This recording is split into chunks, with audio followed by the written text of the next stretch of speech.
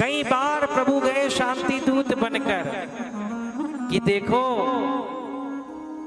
ये युद्ध मत करो, कई माताएं विधवा हो जाएगी, कई का सुहाग चले जाएगा, भाई भाई में जमीन के लिए कैसे लड़ना। देख दुर्योधन समझ ले, दुर्योधन कहने लगा बगैर युद्ध के सुई की नोक के बराबर भी जगह नहीं दूंगा,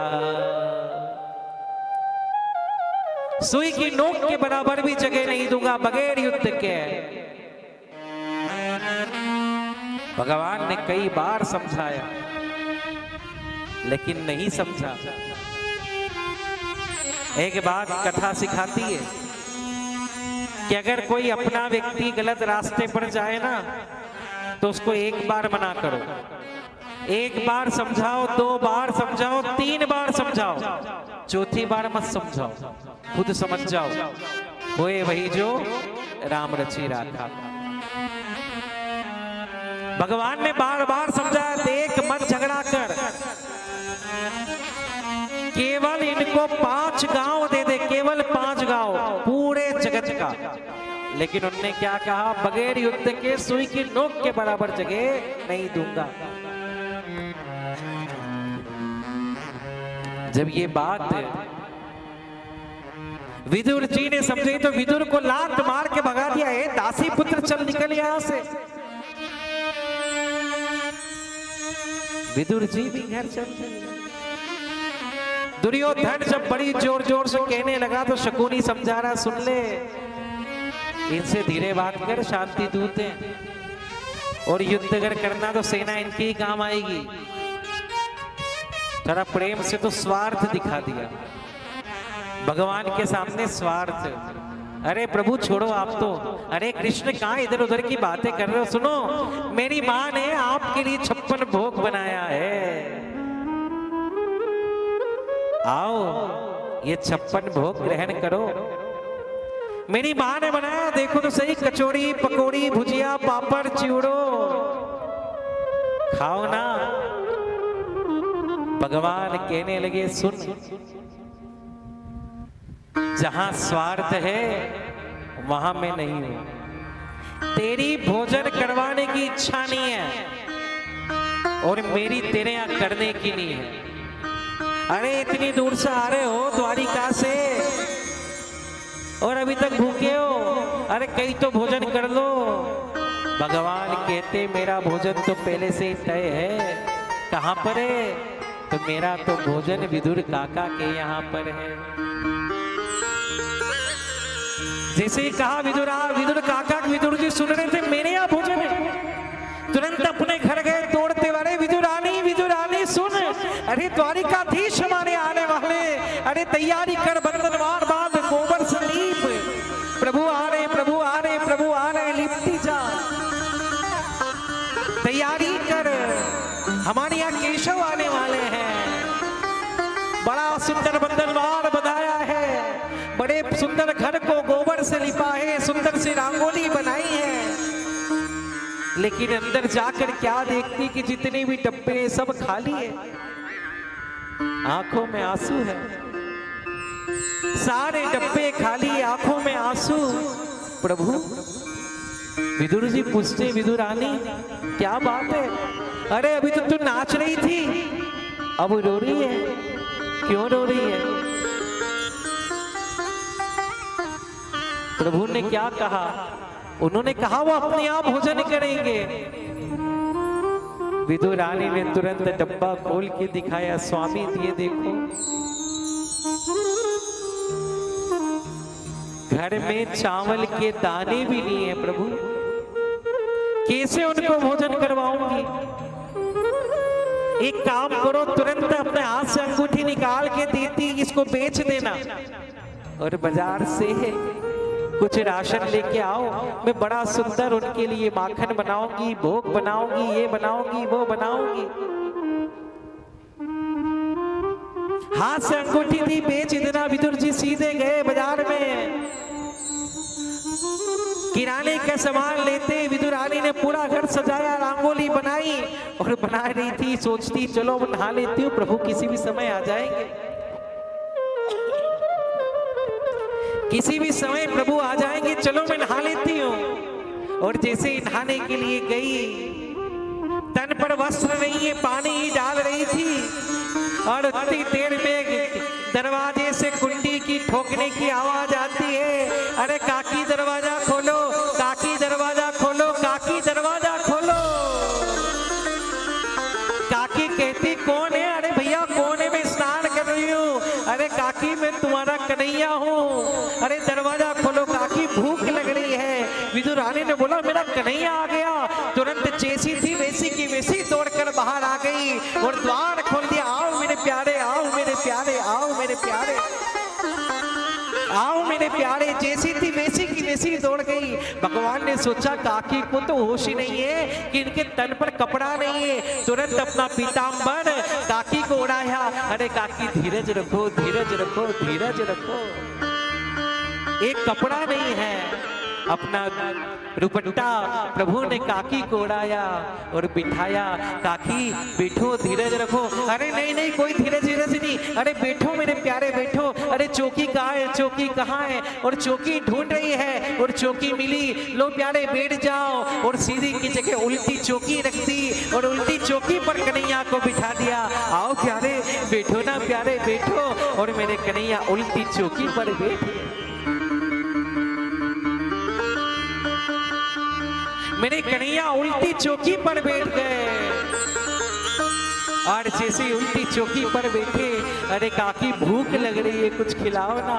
अरे तुम्हारे काका बाजार गए, आते ही होंगे कुछ ना कुछ अच्छा सामान लेकर। अभी बनाऊंगी ताजा ताजा मेवा, मिष्ठान, माखन, भोग, सब कुछ तुम्हारे लिए बनाऊंगी।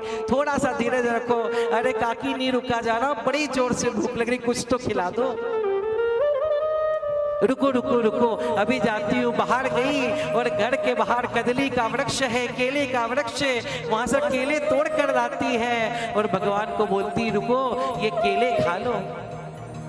अपने हाथ से बोले मैं मेरे हाथ से खिलाऊंगी। और तुरंत भगवान को बिठाया और भगवान को बिठाकर प्रभु को केले खिलाने लगी। लेकिन हमारी विदुर रानी का केले खिलाने का तरीका बड़ा न्यारा था। इतना जोरदार केले खिलाने का तरीका था। लो प्रभु मैं खिला रही हूँ। और कैसे खिलाने लगी? केला छिलती है और केले के गूदे को नीचे फेंकती है और छिलका गोविंद को खिलाती। लो प्यारे खाओ, लो प्यारे खाओ, लो प्यारे खाओ। और आज वो गोविंद केले नहीं, केले के छिलके खाकर कहते काकी क्या स्वाद है तेरे हाथों में, आनंद आ गया। बोलो द्वारिकाधीश की। काकी क्या स्वाद है तेरे हाथों में, आनंद आ गया। इतनी देर में विदुर जी आते हैं और कहते अरे विदुर रानी सुन, प्रभु आते ही होंगे। अरे प्रभु आते ही होंगे विदुर रानी। बोले आते होंगे नहीं, आ गए। कहाँ है? ये बैठे, देखो तो सही। जैसे ही देखा, अरे प्रभु आप, अरे प्रभु आप इस दास के घर पे आ गए। प्रभु रोने लगे, लेकिन आँख खोलकर देखते हैं, अरे प्रभु आप, अरे विदुर रानी तूने क्या करा? उल्टी चौकी पर बिठा दिया मेरे प्रभु को कष्ट। ए प्रभु माफ करो। दोनों पति पत्नी रोने लगे, दोनों पति पत्नी रो रहे हैं। प्रभु ने बोला कौन सी उल्टी कौन सी सीधी? अरे मैं बड़े आनंद से बैठा हूं। नहीं प्रभु, विदुर रानी क्या खिलाया? अरे केले खिलाए। भगवान कह रहा मेरा पेट भर चुका, कुछ नहीं खाऊंगा। देखा केले, विदुर जी देखते हैं केले, केले का गुदा दिख रहा, छिलके कहाँ है? विदुर रानी क्या खिलाया? अरे बोले केले ही तो खिलाए। बोले छिलके कहाँ है? गुदा तो ये पड़ा। विदुर रानी कहने लगी प्रभु मुझे माफ कर दो, आपके मोह में मैं अपने आप को रोक नहीं पाई और प्रभु मुझसे इतना बड़ा अपराध हो गया कि मैंने केले का गुदा नहीं केले के छिलके खिला दिए। इस पापिन को माफ कर दो प्रभु, इस पापिन को माफ कर दो प्रभु, इस पापिन को माफ, इस पापिन को माफ कर दो प्रभु। मैंने केले नहीं केले के छिलके आपको खिला दिए। भगवान ने तुरंत गले से लगा दिया, काकी आज तेरे केले के छिलके में वो स्वाद था जो मेरी माँ यशोदा के माखन में आया करता था। कब से इस स्वाद के लिए तरस रहा था काकी। ये स्वाद ना कोई 56 भोग में है, ना ये स्वाद किसी बड़े बड़े मिष्ठान में है जो स्वाद आज तेरे केले नहीं केले के छिलके में मिल गया काकी, तेरे केले के छिलके में मिल गया। एक बात कहूं काकी, एक बात कहूं, आज मुझे मेरा त्रेता याद आ गया। वही मेरी शबरी भी मुझे ऐसे ही बेर खिलाया करती थी। मेरे प्रभु का इतना भाव है कि आज विदुर जी को, विदुरानी को अपने अंक से सीने से लगाकर प्रभु उनके सामने रो रहे हैं। बंधुओं, जीवन में काम वो करो, आप प्रभु के लिए रो रहे हो कोई बहुत बड़ी बात नहीं है, लेकिन मेरा द्वारिकाधीश आपके लिए रोने लग जाए तो बहुत बड़ी बात है। मेरी राधा रानी अगर आपके लिए रोने लग जाए तो बहुत बड़ी बात है।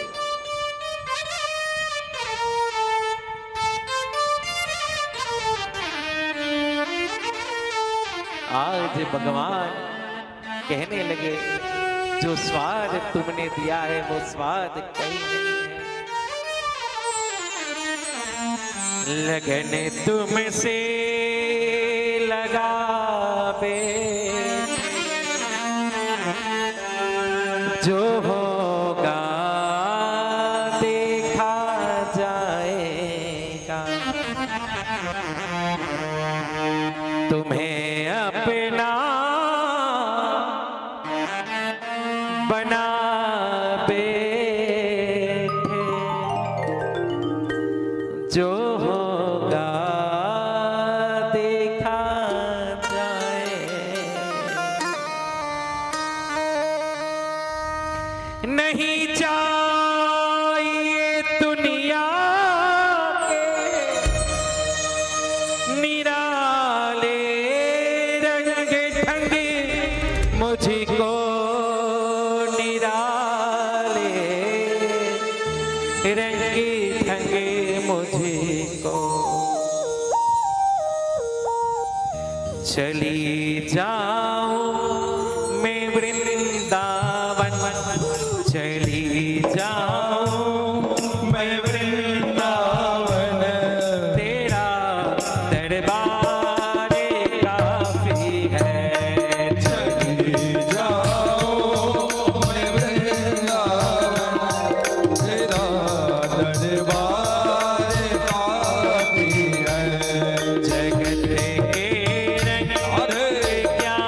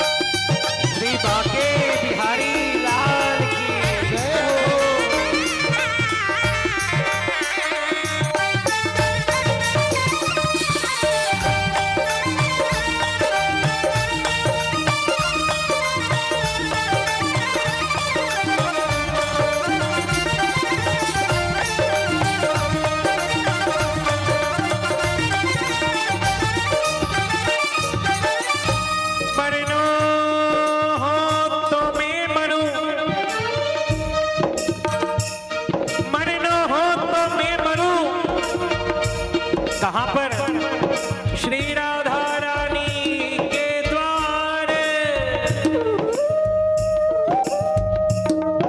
अरे कभी तो लाडली पूछेगी, कभी तो पूछेगी, ये कौन पड़ो दरबार।